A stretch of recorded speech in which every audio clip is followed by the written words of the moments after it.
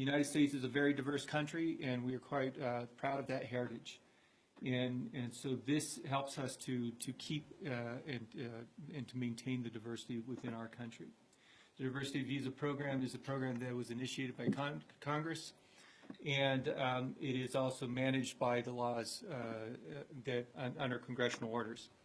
And it is, we are currently at the tail end of the 2017 diversity season, and the announcements for the 2018 diversity season were opened up for the recipients. They began being notified of that on May 2nd of 2017, and those notifications will be open until the September. And then we'll begin interviews and appointments for those the 2018 program in October. And also about that time, the opening for the diversity visa of the 2019 season for applications will open then. Each year in Ethiopia, well, let me step back. The overall, there are 50,000 visas available worldwide for diversity visa candidates. And then there is a program that selects by a random selection candidates that will then be chosen from those who apply, and then they are able to then schedule an appointment at their respective embassies or consulates for an interview to see whether or not they qualify for the diversity visa. Historically, here in Ethiopia, we have somewhere between 4,000 and 6,000 applicants every year, and so that is it's a good pool of people, and as far as the numbers go, and well, so we will help. We expect to see many more. Well, we expect to see about that number in the next year as well. Also, just to really just go over some of the concerns that we have. First, anyone who applies for a diversity visa, as you'll see in your handout, they need to be qualified to receive the visa. Just every visa category has qualifications. The two main qualifications for the diversity, or there's three main qualifications for a diversity visa. Number one is they have to be nationals of a country that is able to apply and enter the diversity visa. Ethiopia is one of those countries. They also need to demonstrate that they meet the education requirements, which is to have an equivalent of a high school education. As one would, so if someone were to graduate from the 12-year program in the United States, that would be a high school degree. That needs to be equivalent of that here in Ethiopia. And in Ethiopia, that is to present the ESLCE or successful passing of the university entrance exam. You could also qualify under education with a college or university degree. If someone could also qualify based on work experience. There are certain types of jobs in certain categories, which I will not go into detail here because it's a little complicated. But the information on that you can see on your handout is available through a Department of Labor website, and that website details which occupations, which professions qualify. But in those occupations, the applicant needs to have at least 2 years of experience within the last 5 years in that particular profession. And those are the main qualifications. Oops.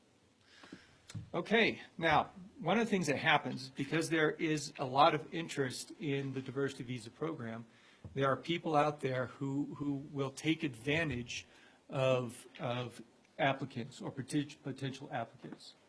And so common fraud that we see is that the number one is that there are people who are saying that that they can help somebody to get a diversity visa, but that person has no relation and no authority or given to them by the U.S. government. They do this through sending emails that say things like, you are a winner. They do this through phone calls. They'll do this through the mail. The only way a person can be entered into the diversity visa lottery is by applying online at, and the website is here, dvlottery.state.gov, and that is written on your handouts. That is also the only way that someone is going to find out if they have won a DV lottery appointment. This, and it's the only way that they will be able to schedule an appointment for the DV lottery interview. Anything outside of that is fraud. The other thing to remember is that it does not cost any money. There is no fee for entering the lottery.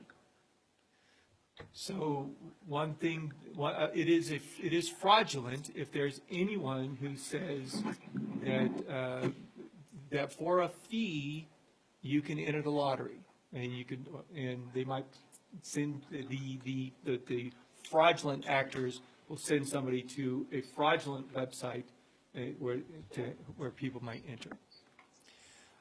So, to help people who are interested in this understand, number one, if you did not enter, what is it? If you do not enter, you do not win. All right? So if something comes to you unsolicited, all right, you did not ask or enter the DV lottery, and somebody says you win, that is fraud. If you enter the lottery and you receive an email saying that you won, that is fraud. You can only find out if you win by going to the website where you filled out the entry application to see what your status is. You check the status directly through the website.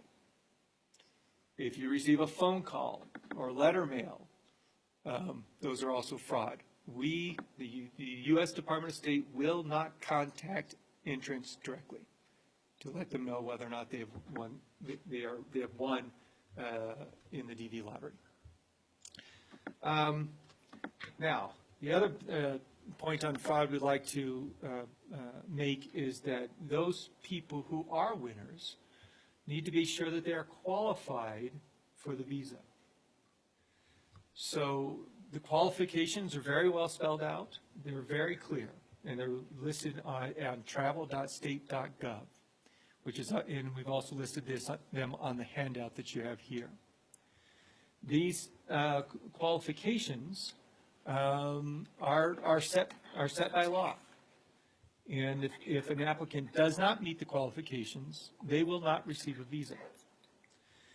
And so there are people who know they don't meet the qualifications, and then will present a fraudulent application to make them look like they meet those qualifications, such as presenting a forged or fake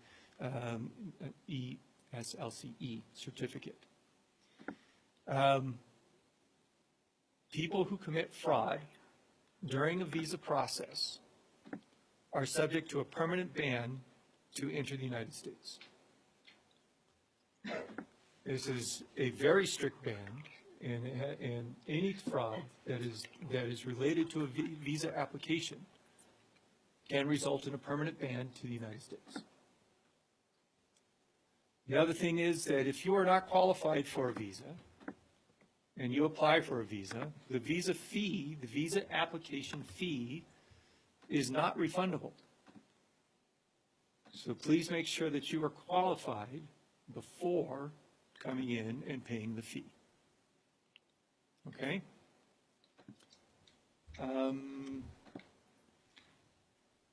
Another thing that we want to remind our applicants is that it does not because the application fee, there is no fee to enter the lottery. So if somebody is married and they have children, it is the same, they're put in the same lottery, the same pool of applicants as somebody who is single. So they have the same chance of winning. It is the same price to enter, free, right? And this is, and if